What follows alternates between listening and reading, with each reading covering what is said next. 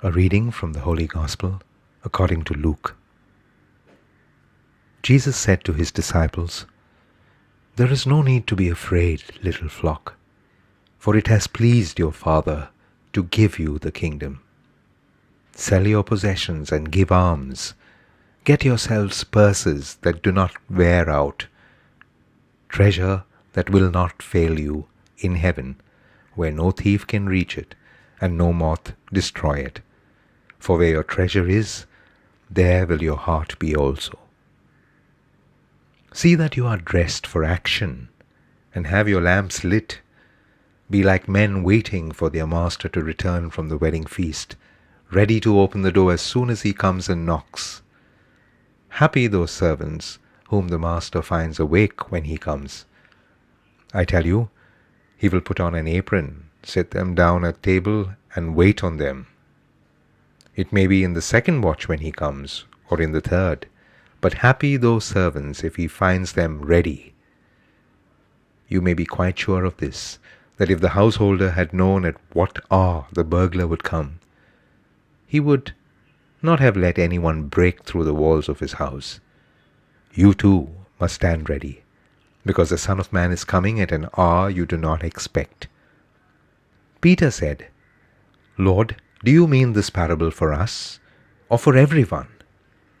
The Lord replied, "What sort of steward then is faithful and wise enough for the master to place him over his household to give them their allowance of food at the proper time? Happy that servant if his master's arrival finds him at his employment. I tell you truly, he will place him over everything he owns. But as for the servant who says to himself, 'My master is taking his time coming,' and sets about beating the men servants and the maids, and eating and drinking and getting drunk, his master will come on a day he does not expect, and at an hour he does not know. The master will cut him off and send him to the same fate as the unfaithful.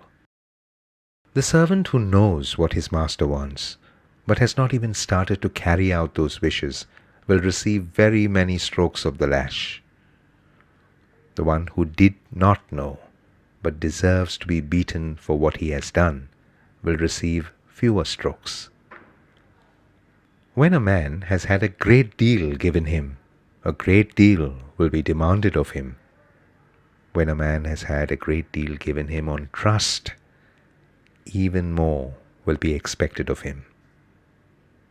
The Gospel of the Lord.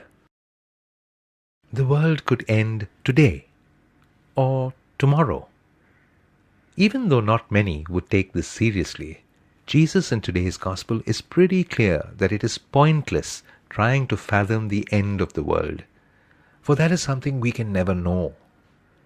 Rather, he calls us to be in a state of constant readiness, not a readiness that is operated out of fear of the end, but one that lives life fully, open to the will of God, with faith in His providence.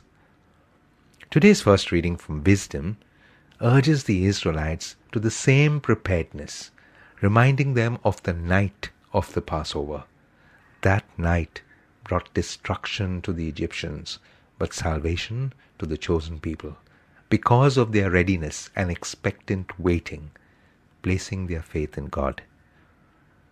The author of today's second reading from Hebrews, writing to Jewish converts to Christianity, defines faith as the assurance of things hoped for and the evidence of things not seen. It is with faith in the Father's providence that we become generous in our dealings with others. We don't hold on to things, confident that the Father will provide along the journey.